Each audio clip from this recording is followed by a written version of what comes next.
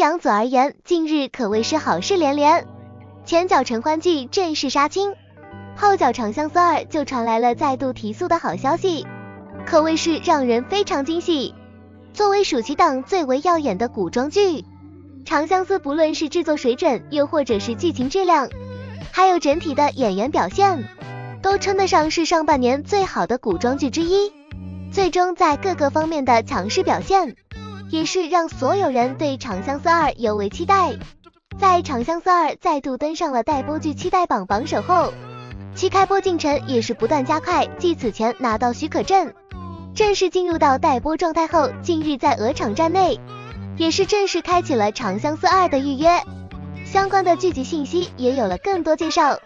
这无异于是在为开播做着最后的准备。虽然按照新规，长相思2预计的档期是明年的暑期档，但此前就有过传闻说长相思上下2季都是在新规前完成，或能不受新规影响。若如真是如此，在第1季的势头和成绩如此优秀下，长相思2提前到寒假档左右播出，或许也是非常有可能。届时以杨紫领衔的主演们全员回归，以及剧情精彩升级，看点加倍下，长相思2一经开播，无疑又将成为绝对的古装王炸。长相思2本身在制作上就没有任何的变动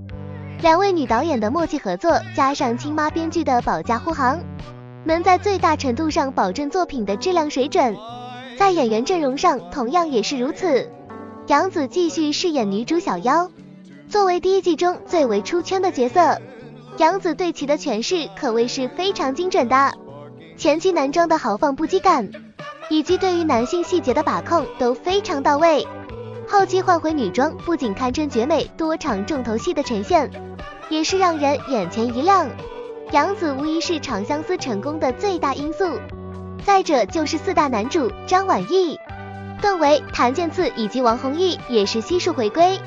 这4位小生凭借着对各自角色的刻画，给观众留下了非常深的印象，同时也收获了各自的人气高峰。携手回归再续与杨紫的未尽之缘，无疑让人期待不已。而在剧情上，长相思2则将以第1季的大结局为开端，继续讲述几位主角之间的情爱故事，其中小妖为枪弦嫁给赤水分龙，防风被的抢亲香柳战死，涂山璟再度遭到生命之危机，以及枪弦最终的断情使爱、一统天下等等原著高光剧情都会出现。不过按照相关网友的剧透以及此前各种剧透，长相思2相比原著或许也是有多处小改动，诸如枪弦不会为了小妖而杀掉涂山璟，改为了陈荣新月实施了此次行为，涂山璟最终也不是香柳所救，改成了自救，小妖与涂山璟最终归隐山林，而并非香柳安排的海上，以及淡化了香柳与2人的纠葛等等。在维持了主框架不变下，剧版的小变动或许也能给观众一些不一样的体验。总而言之，长相思2在保持阵容不变的情况下，各条剧情线都进行了一定升级，精彩度更足，再加上第1季的热度加持，以及杨紫等主演们的人气，长相思2开播大热或已成定局。当然了，最终开播时间我们还需要官方的进一步确认，